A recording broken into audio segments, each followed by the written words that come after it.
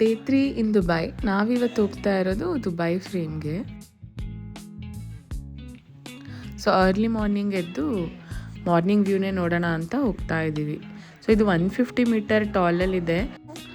So glass ಲಿಫ್ಟಲ್ಲಿ ಹೋಗ್ತಾ ಇದ್ದೀವಿ. So ಲಿಫ್ಟೆಲ್ಲ ಏನು ಫಾಸ್ಟಾಗಿ ಹೋಗುತ್ತೆ ಅಂದರೆ ವಿತಿನ್ 1 ಮಿನಿಟಲ್ಲಿ ಅಷ್ಟು ಹೈಟ್ ಐ ಥಿಂಕ್ ಮೇಲೆ ರೀಚ್ ಆದ್ವಿ.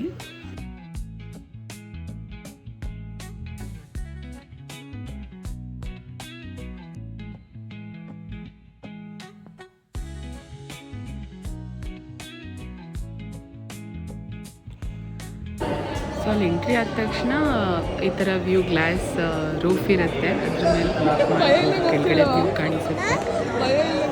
ನನಗೆ ಭಯ ಆಗ್ತಾ ಇದೆ, ಚಾರ್ಜ್ ಏನು ಭಯ ಇಲ್ಲ ಬಾಮ ಅಂತಿದ್ದಾಳೆ.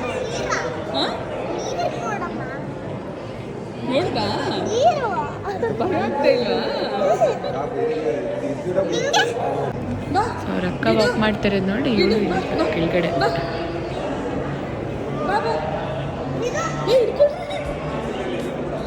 ಒಂದು ಸೆಕೆಂಡ್ ಡಗ್ಗಂತ ಜೀವ, ಏನಾಗಲ್ಲ, ಅದು ಒಂದು ಸ್ವಲ್ಪ ಭಯ.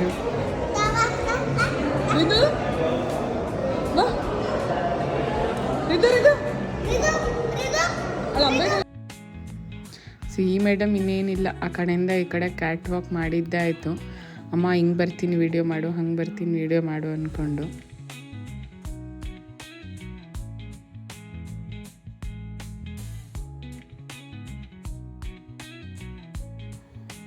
ಹೈಟ್ಸ್ ಅಂದರೆ ನಮಗೆ ಭಯ, ನನಗೂ ಹಸ್ಬೆಂಡ್ಗೂ ಇಬ್ರಿಗೂ ಭಯ. ಚಾರ್ವಿಗೆ ಭಯ ಇಲ್ಲ, ಅವಳೇನೆ ಕರಿತಾ ಇದ್ದಾಳೆ ನಮ್ಮನ್ನು, ಬನ್ನಿ ಕರ್ಕೊಂಡೋಗ್ತೀನಿ ಕೈ ಹಿಡ್ಕೊಂಡು ಅಂತ. ಅವಳೇ ಆಮೇಲೆ ನಮ್ಮಿಬ್ರನ್ನ ಕರ್ಕೊಂಡು ಹೋದ್ಲು.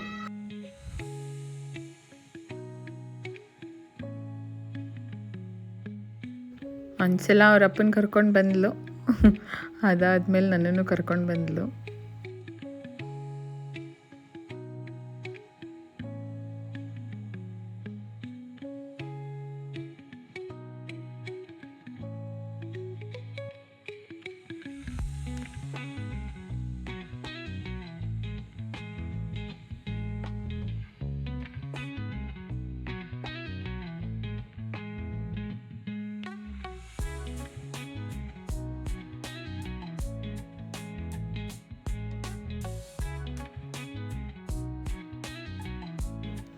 ಸೊ ಅಲ್ಲಿ ಮೇಲಿಂದ ವ್ಯೂ ಅಲ್ಲಿ ಒಂದು ಸೈಡ್ ಓಲ್ಡ್ ದುಬೈ ಕಾಣಿಸಿದ್ರೆ ಇನ್ನೊಂದು ಕಡೆ ನ್ಯೂ ದುಬೈ ಕಾಣಿಸುತ್ತೆ.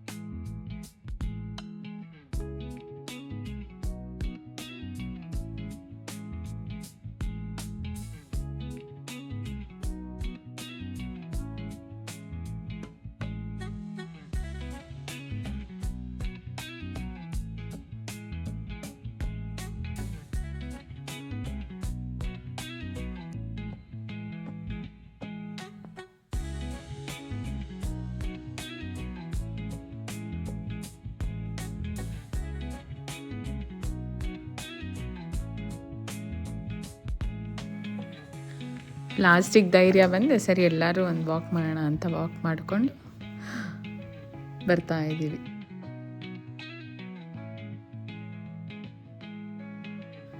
ಚಾರ್ವಿ ಏನಾವತ್ತು ಹೈಪರ್ ಆ್ಯಕ್ಟಿವು, ಏನೋ ಅವಳೇ ಡ್ಯಾನ್ಸ್ ಮಾಡ್ತೀನಿ ವಿಡಿಯೋ ಅಂತ ಮಾಡ್ತಾನೆ ಇದ್ಲು. ಪೂರ್ತಿ ಕೆಳಗೆ ಇಳಿಯೋ ತನಕ ಅದೇ ಕೆಲಸ ಮಾಡ್ತಾ ಇದ್ಲು.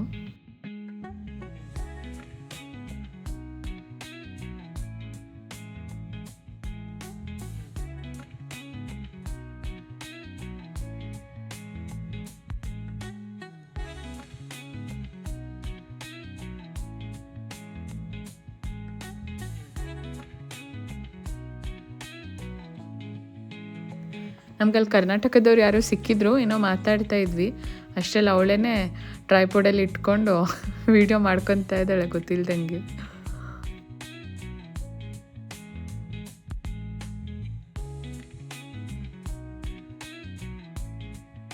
ನನಗೆ ಫಸ್ಟ್ ಟೈಮ್ ಅವಳೇ ಆಪ್ರೇಟ್ ಮಾಡ್ಕೊಂಡು ಏನೋ ವೀಡಿಯೋ ಮಾಡ್ಕೊತಾ ಇರೋದು.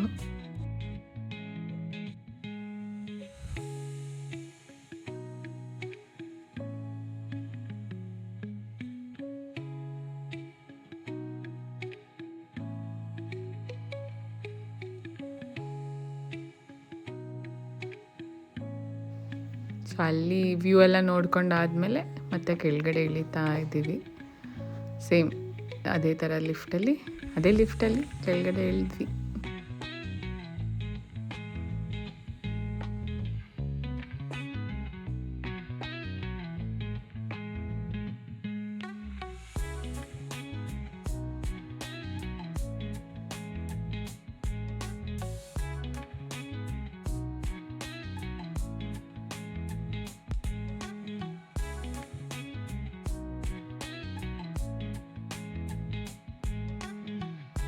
ಸೊ ಕೆಳಗಿಳಿದ ಮೇಲೆ ಅಲ್ಲೇ ಸುಮ್ಮನೆ ಮುಂದೆ ಫೋಟೋಸ್ ತೊಗೊಂಡ್ವಿ, ಸ್ವಲ್ಪ ವೀಡಿಯೋಸ್ ತೊಗೊಂಡು ಅಲ್ಲಿಂದ ನೆಕ್ಸ್ಟ್ ಜಾಗಕ್ಕೆ ಹೋಗೋದಕ್ಕೆ ಹೊರಟ್ವಿ.